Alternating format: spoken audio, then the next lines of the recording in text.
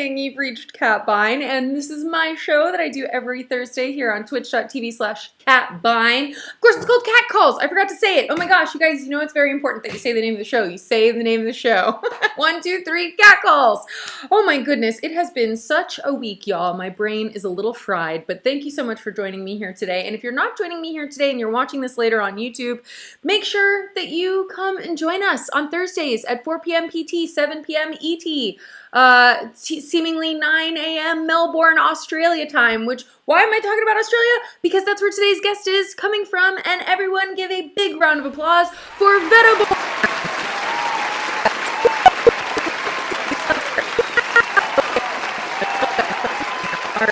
Vetta Borne, I'm so excited to say this is my first time chatting with her. She is a young presence on the music scene, but her voice has been around for a while. Previous to this incarnation, the artist performed and released by the name of Maribel. And more than that, she wrote songs for other stars, okay, including the track Circles, which was a hit for George Alice in the summer of 2019. Any Circle fans in the audience? Model Jess, Minnie now? The story goes that her transformation into Vetta Borne was sparked by the passing of her grandmother, Violetta Borne, and the feelings that stirred up in her world pushed her to kind of breathe new life into her performance identity and just who she was as an artist and who she was in general. I too have really strong feelings around my grandmother. You know, I come from a matriarchal family, so I'm interested in hearing how that process led her to this place of pure creation and rebirth, really. Her debut EP is called Emelia, debut EP as Vetta Borne, of course. It's called Emelia. It's named for her other grandma, as I understand it, and it's this really fun 5-track EP that just kind of sets fire to your body and makes you move. Okay, it's dancey, it's disco, it's soulful, it's moody. It's so many things in just the 5 tracks, and she actually produced and recorded and wrote the whole thing by herself in quarantine. So I'm really excited to hear the story. It just came out a couple weeks ago on May 21st.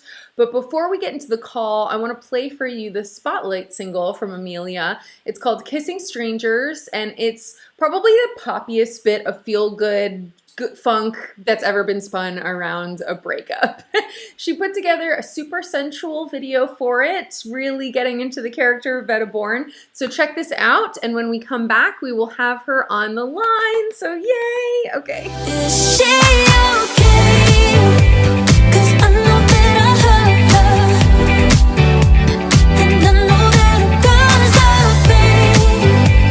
I swear I really love her, but I had to let go. Alrighty, everybody, we are back. We were just talking about color shampoos and I got all distracted and my brain is just not with it today, but Vetta Borne is with it today. So thank you. Thank you for joining me. Thank you for having me. Yeah, and I know, you know, you're braving the elements. It's 9 o'clock in the morning for you. It's cold, but you're looking fabulous. You got a nice ass behind you, as we said. Like, which one? Yeah. You're like, if you can see it from the front, wait till. Oh my god, I wish. What is the story behind this lovely painting behind you? Is that a Vetta Borne original, or is that a friendly? Yeah, I actually painted it. It was during lockdown, and me and my best friend were just listening to music and painting, and this is what I came up with. Okay. Have you always been a painter? Because this is very good, actually. No, I mean, I looked at a reference picture. I just changed some of the colors. Okay, but still, like, your sense of anatomy and just like what's proportion is very on. I mean, you know, I had some inspiration of myself. Just in the mirror. You were motivated. The beauty of the reference photo. You were like, it's a wonder you finished it. No, I'm just kidding. Period. Oh my goodness, already off to a great start.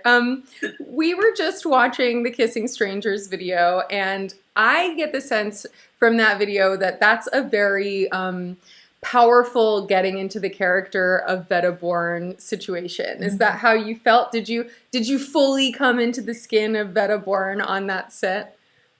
Yeah, definitely. I think it had to do a lot with the people on the shoot as well. Like I had some of my closest friends and my partner was there as well, and I just felt so powerful and like I felt so free to be myself, and they're just like screaming on the side of the set, which just gassed me up as well. So it was perfect. That's Definitely made me feel like me. Yeah, that's great. It's funny, we don't obviously hear all those like passionate screams from the side, but I appreciate Yeah. that. If I was gonna bear my soul and my body in such a way, I too would hope people are on the sidelines like, get it, bitch. Yeah, it makes me feel so like hot. Like I would laugh in between every single take because like they're making me piss myself, but like I've never felt so good. Amazing. Well, good for you, especially after the year, the going on 2 years that we've had. You're calling from Melbourne, right? Are you still based in Yeah. Melbourne? And Yep, I'm in Melbourne, Australia. from what I understand, Australia is going through a little bit of like another round of hiccups. How are things for you right now? Yeah, so Melbourne's just in a lockdown again. We've been in a lockdown for a week and they've just extended it for another week. So it's definitely tough on a lot of people. Yeah. Um, but it is what it is, you know? Well, I know that you've got some live shows planned, but not for a while. So I hope Yeah. that things get themselves sorted before all of that is meant to go down. It'll be very Yeah. exciting. Yeah, I hope so. Otherwise, I'll just do it live on the stream or something. Oh, We'll see. yeah. Oh, Francis Sun Photo says some of his favorite streamers are from Melbourne. So shout out Melbourne. Yes, let's go, Melbourne. So this is my first time chatting with you, and I always like to learn a bit about the background of the artists that I talk to, especially when I've never had the pleasure of speaking with them before. Are you originally from Melbourne? Did you grow up in that city? Yeah, I've been born and raised in Melbourne, but my parents are from the Philippines. Yeah. So, yeah. Did you grow up visiting the Philippines much? Is that like, are you well connected to those roots? Yeah, I mean, my mom basically lives there in the Philippines. Oh, wow. I do go like back and forth a lot. I mean, pre-COVID, I did go there a lot. But I'm definitely very connected to that country and like my culture there. But I'm very much Australian at the Yeah. same time. I can hear it in your voice. No. Yeah. What? Oi, really? I heard that you kind of first got your musical roots, so to speak, in gospel. I heard that you were a church-going girl and your family would kind of push you up to sing. Talk to me about that experience. Yeah. I mean, because like my family is Filipino, so they are Catholic. So I did grow up in a church, and my parents kind of ran the church choir. My dad has a beautiful voice. My mom thinks she has a beautiful voice, but they still lead the choir together. And, you know, me being a baby, they always wanted me to sing because I just always did it when I was growing up. And yeah, like it helps me in so many ways. Like obviously going to church, like I dread it. I'd be like, oh, like I have to sing again in front of all these people that I don't know. Like, Mom, stop. But I didn't realize that it would impact me so much with my own music, and it would make me so passionate about it. Yeah. How old were you when that first started happening? Oh, like I was a baby. I started singing since I was like maybe 5 or 6 years old. Wow. Yeah. Fun. Well, you know, all the best singers in history started singing in church. Aretha Franklin immediately comes to mind. Mhm. But like pretty much every wonderful soul and R&B singer in history, I believe. Yeah. Yeah. I mean, the music is beautiful, for sure. Yeah. When did you first write a song? Do you remember the first song that you wrote? The first song that I ever like put up on YouTube wasn't something that the lyrics weren't mine. It was this girl that I went to school with, and she like wrote poetry, and she was like, hey, like I heard you sing, would you mind putting a melody to this poem that I wrote? And I just thought the words were so beautiful that I wrote the piano of it, and then I started singing the words that she wrote, and that became like a song, and then we put that on YouTube, and it started like going around school. So the first song that I actually wrote wasn't really my own lyrics. I just wrote the melody and like the instrumental to it. And then I was like, this is kind of cool. Like, I think I want to try that out. Yeah, that's a really cool origin story. I Yeah. love this. What became of your poet friend? Is she still working? Do you have any idea? Is she writing? I honestly have no idea. I was probably like 14 or 15 at the time, and high school friends, you don't really stay in touch. Yeah. But Was yeah, it hope she's doing well. when I consider my own poetry from those days, it's very fraught with angst and like silly love things. What kind of song was this? Oh, it was typical teenage depression kind of things, like very typical teenage girl things. So it wasn't my words, but it was somebody else's, and I'm glad we made something beautiful of it. I mean, it changed your life in its way, you know what I mean? Yeah, it definitely did. So you were already playing piano. I know that you're like so much more than just a singer and a songwriter, and I know that you've taught yourself how to play bass and how to produce, but walk me through this kind of musical line throughout your life. You're 5. They're making you sing at church. You're like, Mom, let me do my own thing. And she's like, no. And then you learn piano? What is going on? Yeah. Well, my sister was playing piano. Like, she was already doing lessons. And I don't know, maybe little old me got like jealous. And I was like, I want to do that too. I could do that. So I started taking piano lessons with my cousin. And I grew up playing piano first. Like, that's the first instrument I ever learned. And my dad played guitar, so he would teach me guitar as well. So those two were like my first instruments that I started learning. I never got too advanced with them because I just I hated theory. I hated people telling me what to do. I just wanted to play what I felt. Yeah. So I'm just like this annoying little girl. But yeah, like I started piano first. That's beautiful. I mean, it's amazing to me how many producers really don't know theory or haven't studied it. It's like beautiful if you know it, but so much of creation just has to come from this honest place inside of you. And I'm honestly more shocked when someone tells me they do know theory than when they don't at this point. Yeah, I think it can be a really tricky thing if you know music that well, like when you know theory. Like, I never want to be too good at an instrument because I just feel like it almost limits you, because you're never going to think that everything that you're playing is good enough, or like you always want to beat that. Whereas like when I'm playing, I don't know how to beat what I'm playing. I just think it sounds great and it makes me feel good. So I'm happy with the level that I'm at. Yeah. And also, people say things like, oh, when you're first starting something, you don't know what the rules are. So you're not afraid of being super creative or like doing the wrong thing because you don't know that it's wrong. I'm sorry. I'm going. Exactly that. Oh, girl. Okay. So how did you? It's like this piece of dust just went right into my throat. Yeah. So how did you enter the world of songwriting? I heard that it started with you writing for other artists, but where between Poetry Slam, 14-year-old YouTube star, and writing for pop stars who are releasing records, what was the connecting piece? Well, because I was making YouTube videos, I ended up signing a deal that made me fly to New York. Holy shit! In high school.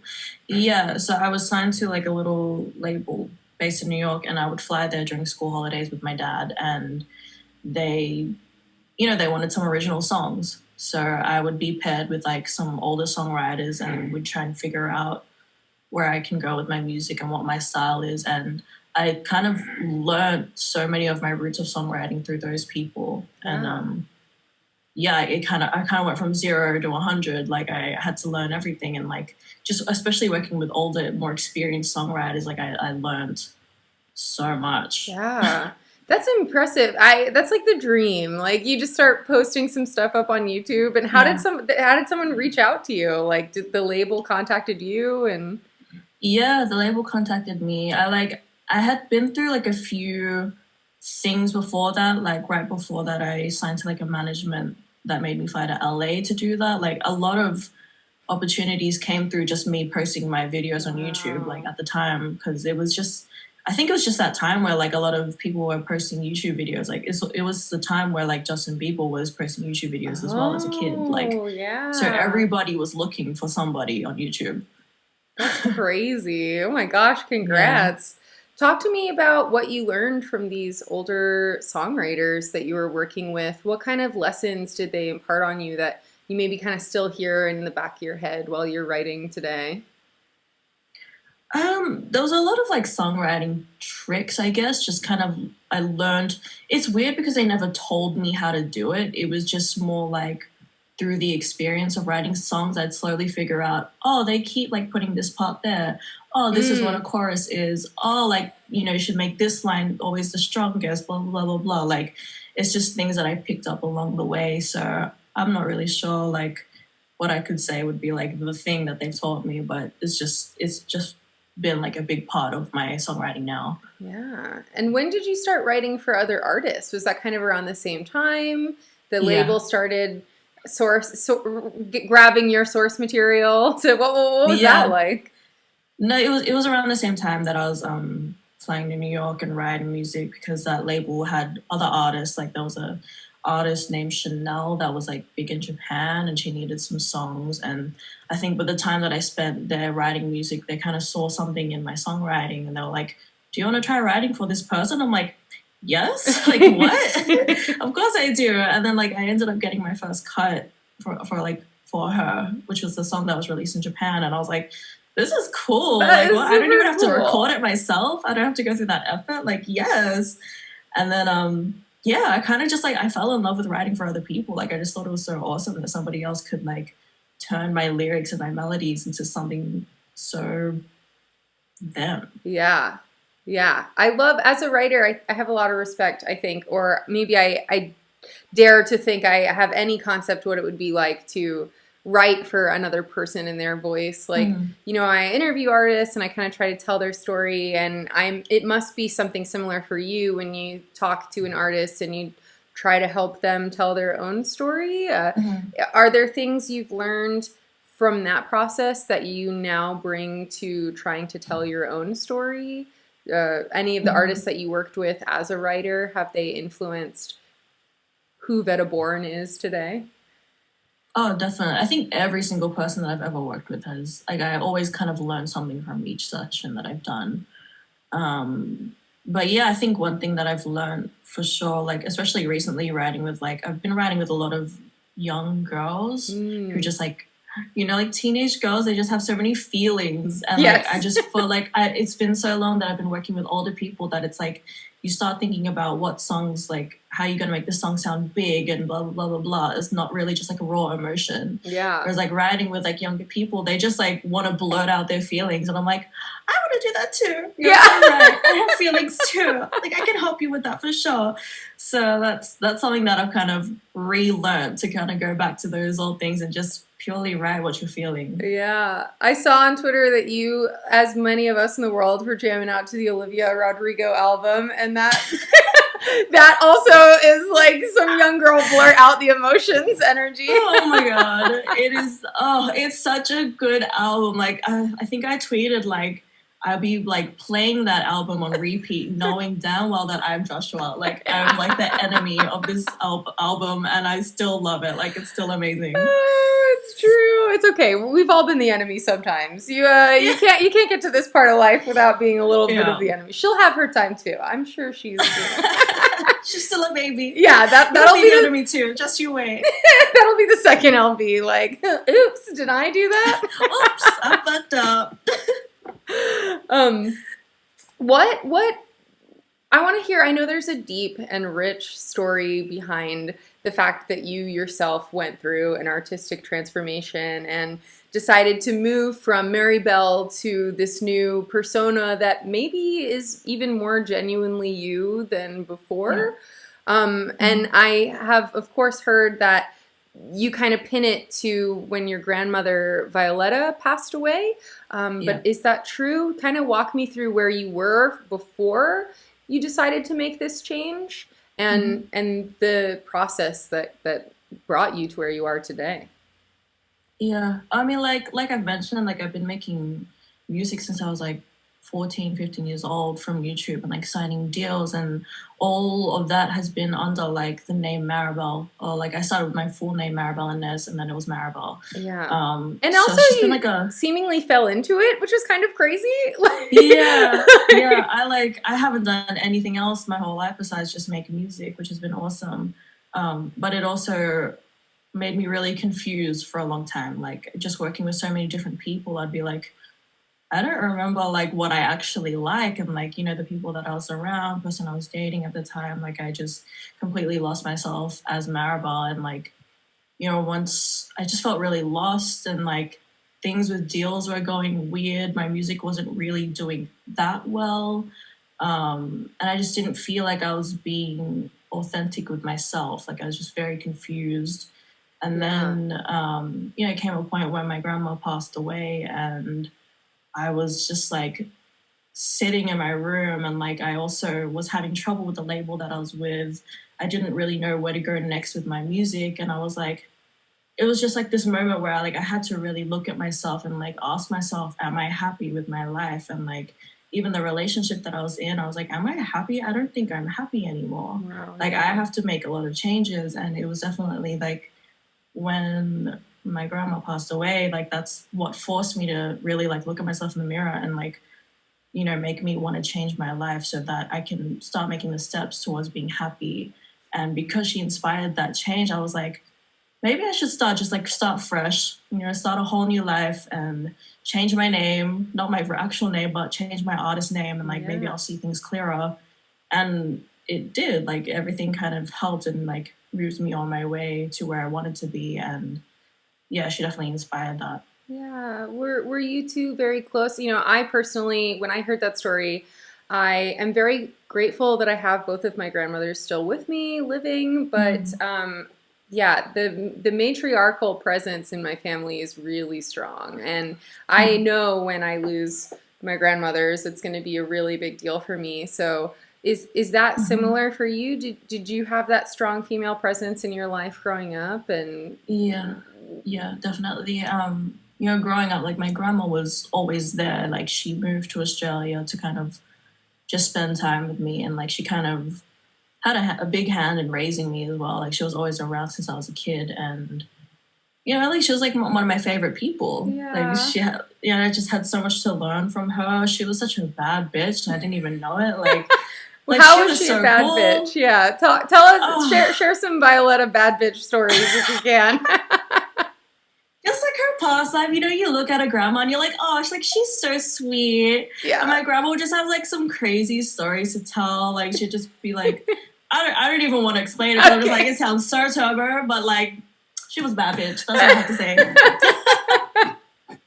I can relate. Yeah, whenever my grandma on my mom's side, do you play? Have you ever played Cards Against Humanity? Do you know what that game is? Is that like an I know what it Australian is, but thing? I don't think I know how it works. It's a very silly game, but it's like it's basically just trying to be the most like wrong answer possible. Wrong as in like, oh no, that's just wrong. Like no one Right, should do okay. that. And whenever I play with my maternal grandma, it's like, yeah, she has the same vibe. She seems very sweet, and you're like, oh, this joke about Jesus is really hardcore. I have to go with it. And then she's just like, and you're like, Ethan what Sound. the fuck? Yeah. Oh my You had god. that in you? Yeah, so that's fantastic. When was like the moment, you know, when I listen to Vetta Borne's music and I listen to Mary Bell's music, I definitely can sense a shift even sonically in what's going Mhm. on. Talk to me about where that kind of soulful, very funky, but like a little bit of darkness in the middle of it. Like, where did that come from? Mhm. And was it something you were already kind of playing with, but you maybe weren't sure if it was the right thing to share? Like, Mm.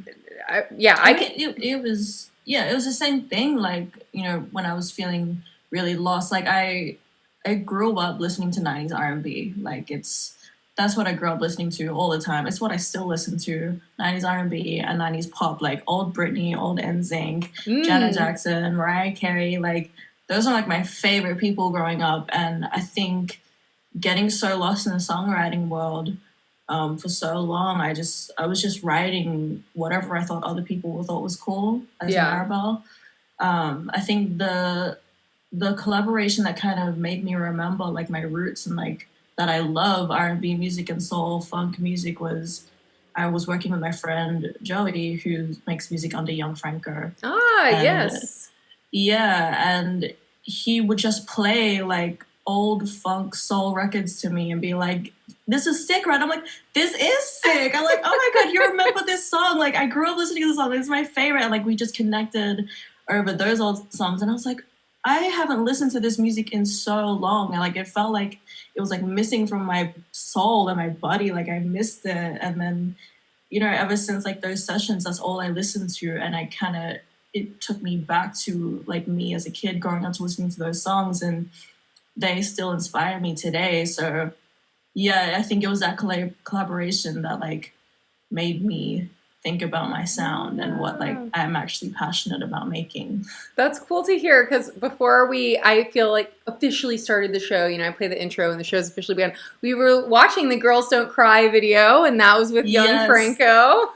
Yeah, he's my favorite. My favorite person. Shout out Young Franco. Thank you. Well, I mean, I totally get it, because like I can only imagine, especially being so young and then finding yourself thrust into the midst of this like very cold industry at times, where I bet it does get very like formulaic and very methodical, and you're chasing the hits, and it can be super easy to lose touch with the voice inside. And it's you know, unfortunate that your grandmother, who was such an influence, passed away, and that's what's kind of sparked this reinvention. But then at the same time, like, thank you, Violetta, for like that one last really big lesson.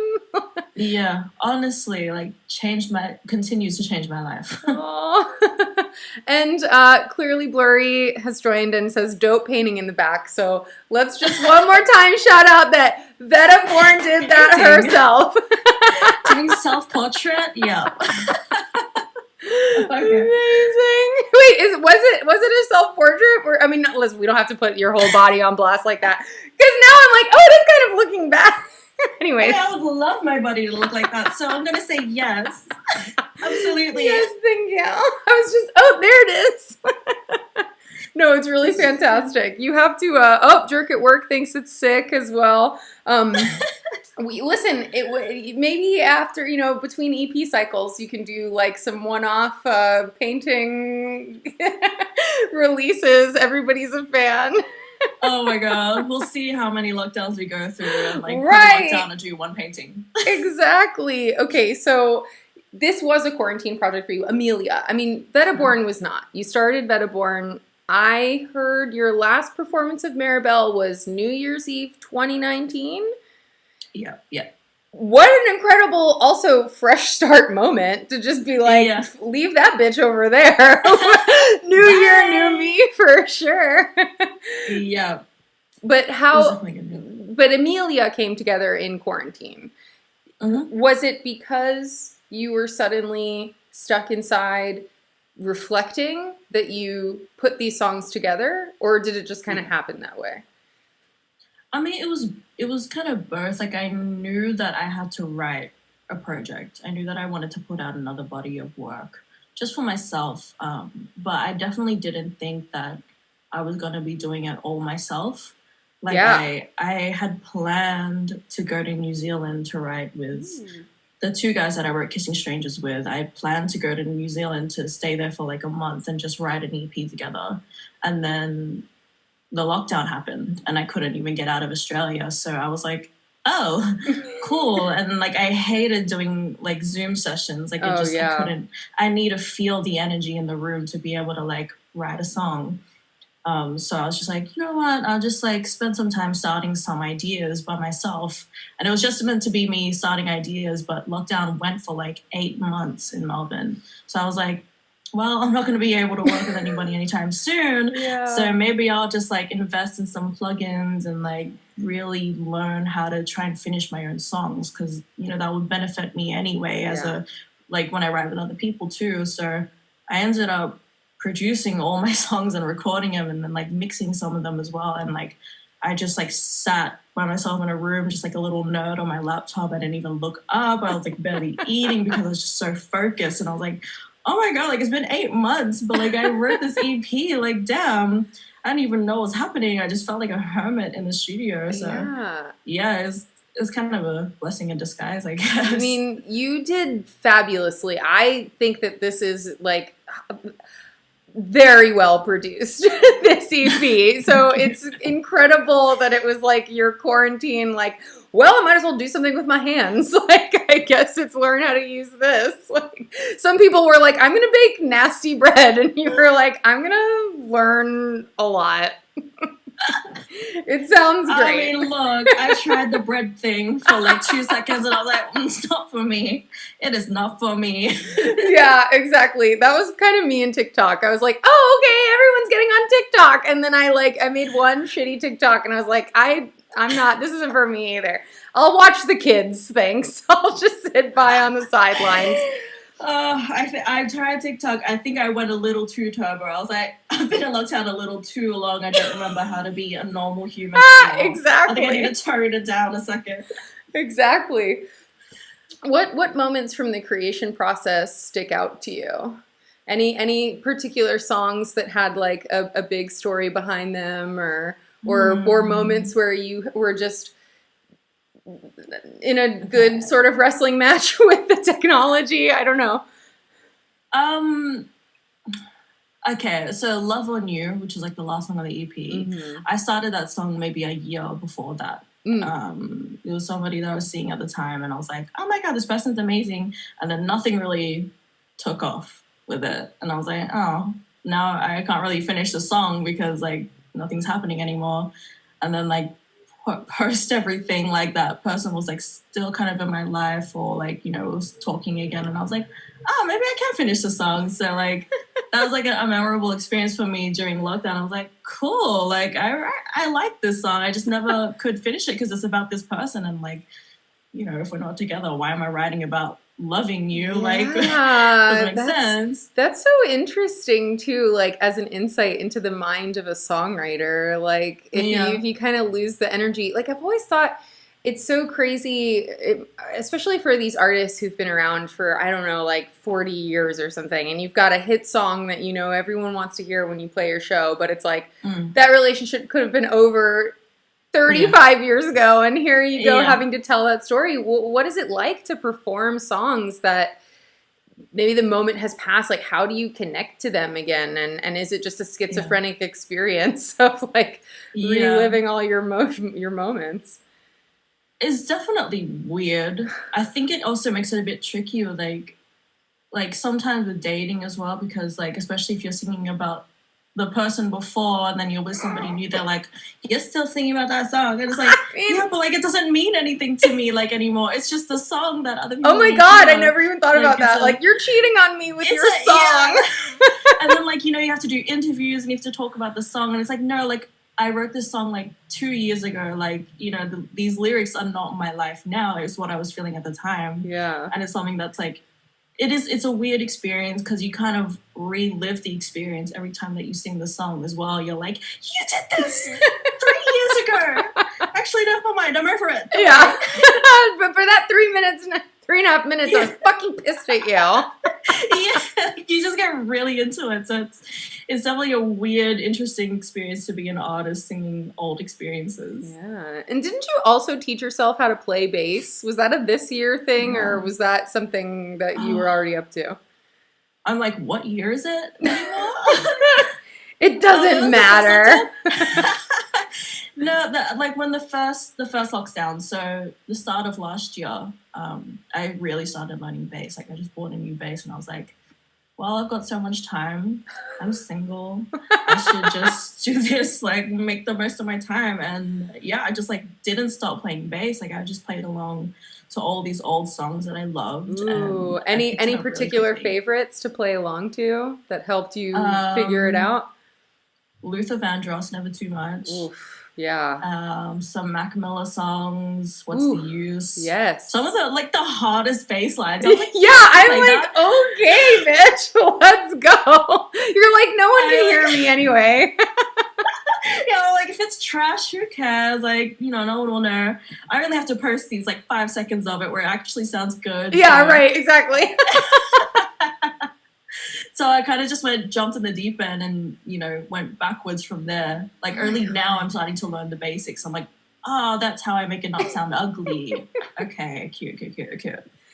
I mean, like, it has to be such a liberating experience, though. Like, to actually, because who knows what if you ever would have just like ripped this band-aid off and done something entirely by yourself if you hadn't been put in this situation. And now you're like, if I want to work with somebody, I will work with you. I mean, you probably miss it too, but do you miss it? Not really. Oh, I'm gonna lie. I'm loving writing my own music, and like, I'll love writing with somebody as long as I'm passionate about their sound and what they're doing, and they know themselves. Because when I'm put in sessions where like they don't even know what they're doing, or they don't know anything about music, or they just want to be famous, or blah blah blah, like all the wrong reasons, and I just get annoyed because I feel like I'm wasting my time or putting my energy into the wrong people. So other than that, like of course I always love writing with other people. But I'm not surprised to hear that either, because you've been on this journey where you kind of like fought for the space within yourself to just be yourself and be your most honest voice and honest representation. And so that has to be a total like backslide weird moment where you're like, I don't need this. Yeah, I'm like, you couldn't pay me enough money to work with this person. I love it. I don't even know. Yeah. That's the attitude. I also heard that you dream some of the songs that you write, and that sounds fascinating to me. When did that start happening? And are any of the songs on the EP, is that true for any of them? All of them? Like, yeah, You Can Go was like a whole dream of mine. I actually was listening to, it's a Whitney Houston song, 'cause I'm saving all my love for you. So I was listening to that the night before, and I just dreamt about like me being on stage, and I was like, da, da, da, da. And like it was just the melody of You Can Go, the ending of it, and I was like, I woke up and I was like, was that the Whitney song? Like it sounded different. And I just like voice noted it, and then like listened back to my voice note, and I was like, well, I don't think this is her song, but like it's definitely inspired by her for sure. And I just dreamt of this whole situation of me performing it, and like, yeah, I just recorded it in the morning, and then I produced the beat around it, and yeah, it was just inspired by my whole dream, but also inspired by that song. But you know, I wrote that song in my dream, like the melody was written in my dream, so. Pretty crazy. There was one time, like, I'm fascinated by lucid dreams, and I'm like on and off trying to keep dream journals and like remember more of my dreams and things like that. And there was one time where I had a really cool dream that didn't have anything to do with me, and it felt like I was watching a movie, and I was like, oh, I wrote that down, and I totally want to like turn it into something. But I feel like it's such a magical thing when you can actually remember your dreams and tap into them that way. Like your brain is so creative, and it's almost like you're just unconscious enough to get out of its way. And I mean, and I love that song, You Can Go. It's really cool that it came from this weird twisted Whitney Houston thing, because that groove is so good. It's so perfect. You also recorded just a couple of lockdown sessions. I know you mentioned Britney Spears earlier, and I really like the Toxic cover that you did. Talk to me about the lockdown sessions. Are you any plans to do things similar to that? Like, was that just a necessity of being stuck inside and bored and like? Yeah, pretty much. It was definitely a boredom thing. I mean, you know, it was just more like just to stay creative as well. Like I'm always singing karaoke. Like I'm Filipino, I'm a singer. Like it's my favorite thing to do. And you know, sometimes I just want to sing and not write and not think about anything. I just want to like be creative and sing somebody else's song. And the lockdown session started happening. I haven't done any covers recently. Like I've been doing more lockdown sessions of my own songs. Which has been fun because I enjoy performing. But you know, hopefully soon maybe I'll do some more covers. I was jamming to the spin session that you did, and I loved the way that you kind of like set yourself up as a cool band. You had your sunglasses on and like, I was like, look at all my friends. I loved It's it. me. It was making me think of I can't remember the man's name, but you know the song that's like "Addicted to Love" and all the hot chicks are like with their sunglasses playing in the back. I was like, I was wishing that you could clone yourself and make that your live show, just like 5 Vetta Bornes with sunglasses. Just honestly, I know you can't yet, but that's an idea. Cool. That's an idea for sure. But are you thinking about how you're gonna bring Emelia to life on stage? Yeah, so I do have some live shows coming. You've got dates. You've got dates. You have to be thinking about it. Yeah, I was like, oh, it's not a joke anymore. It's real life. It's happening. We're going on tour. Yeah, like I'm definitely, I want to have a full band, but obviously with where I'm at and like COVID and everything, I can't have a full band. So, you know, I at least want to have a drummer with me and a bass guitarist, and you know, I might play some bass and guitar here and there. But I didn't realize how hard it is to play bass and sing. Oh, like, shit. My brain just does not work. Like, I start singing gibberish and then I'm playing off notes. I'm like, what is happening to me? I thought I was talented. Oh my God. So yeah, I'm definitely going to bring a bass player with me on tour. Yeah. And, well, bass is kind of like extra intense. Like the strings are thicker. Do you pluck it? Or are you like a? I guess is that how everyone plays? I've dabbled in regular guitar a couple of times, and even that is like a lot. So I can't. I mean, yeah, like I think guitar is actually harder to play. Bass is actually really hard to play. Like it's harder than it looks for it to sound good. But, like, I think just because, like, the rhythms that you're playing on bass are just so, like, rhythmic and, like, you have to, like, stay on beat. And then, like, trying to sing in a different rhythm as to what you're playing is just really confusing. At least for my brain. Like, it amazes me when people can do it because I'm just like, well, what? Yeah. My brain just, like, spirals. But guitar, you know, guitar's just, like, kind of constant and, like, you don't really have to think about it. So it's a lot easier to play and sing. Yeah. You can get away with just, like, some basic chords. Bass is like... Yeah. And then you're singing something completely different. And I was like, what? I mean, that sounds like a fun experiment, though. I wouldn't shy away, say no to your bass outtake weird little clips. I mean, you can post those on social media. You have posted some dope bass face stuff on social media. It's incredible that you just taught yourself how to do this over quarantine. You made it look easy for sure. I mean, when it's fun and you love it, like that's what makes me want to learn something. That's just having fun. Yeah.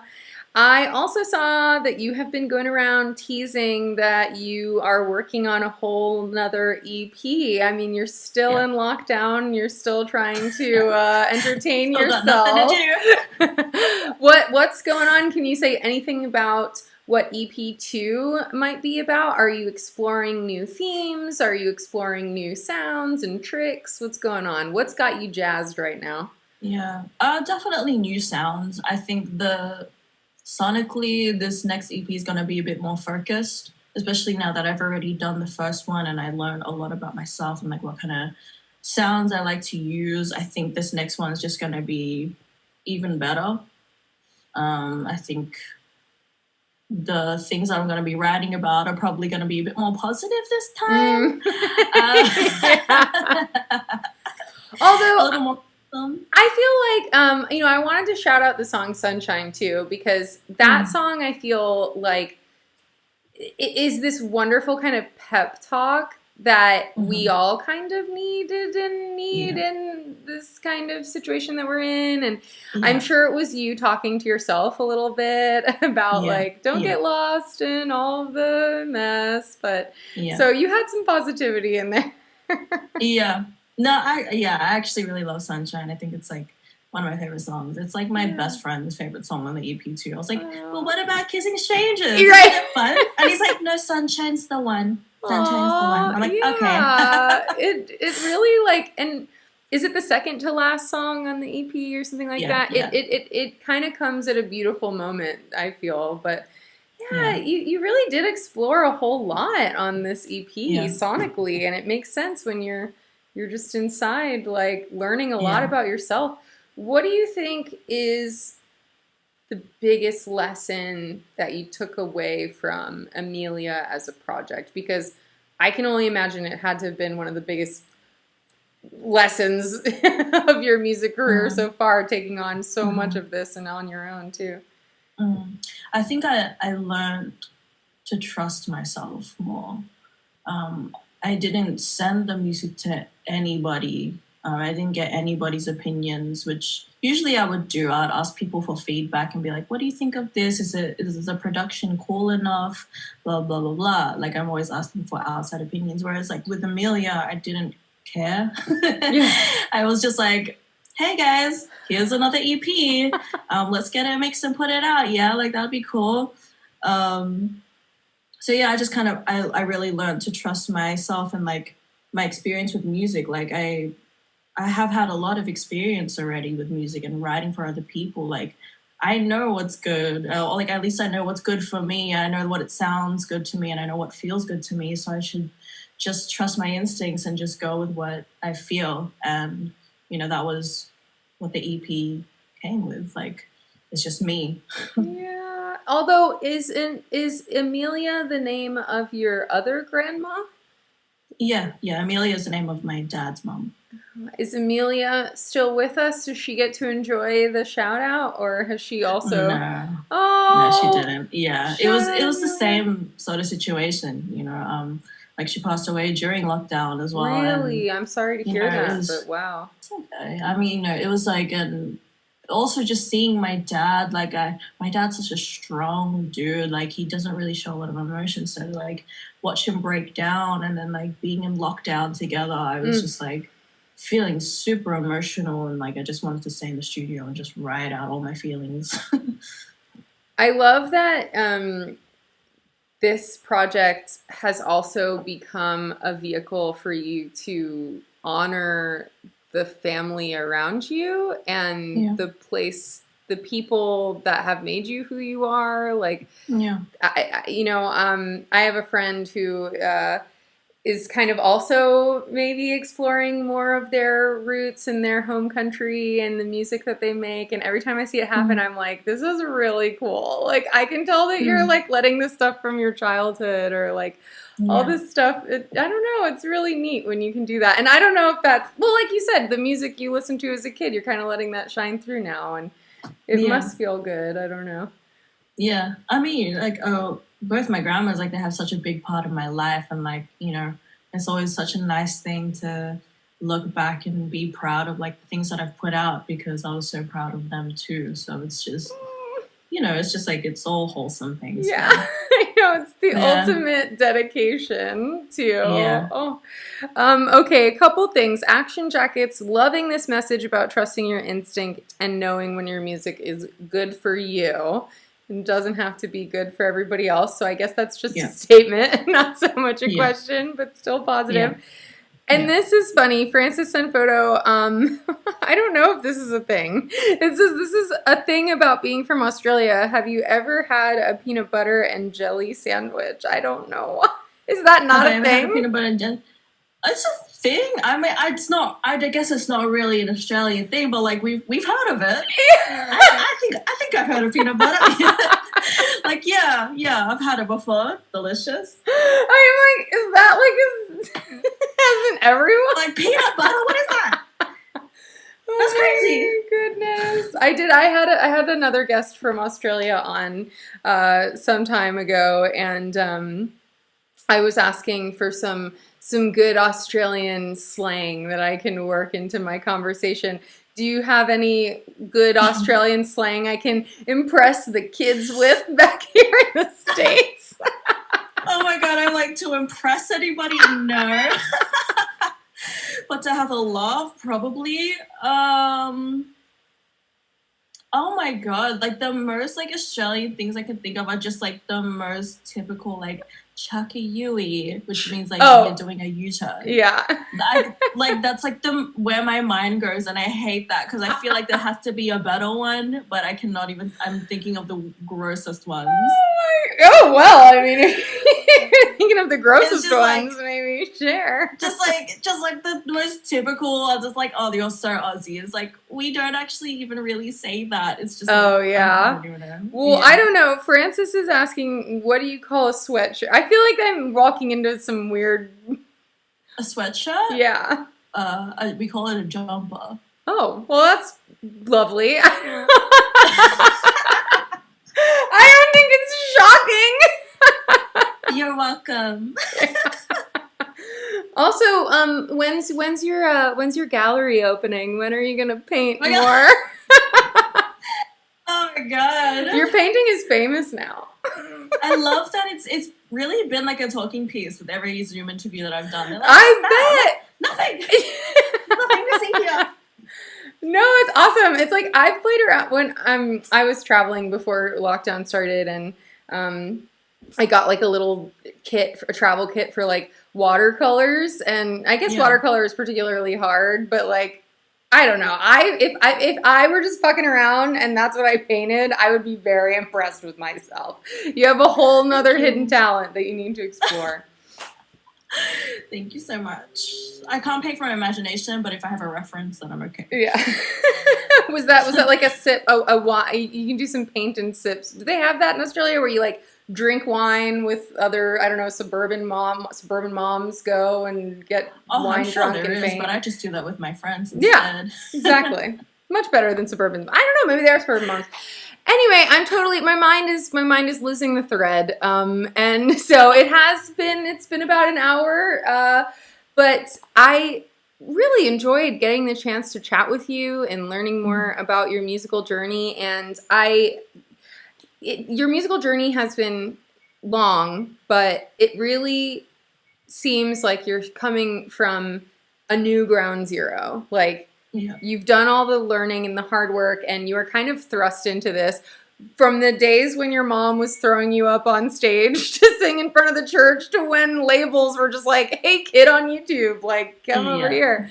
And congratulations on finding the voice that you want to share with the world.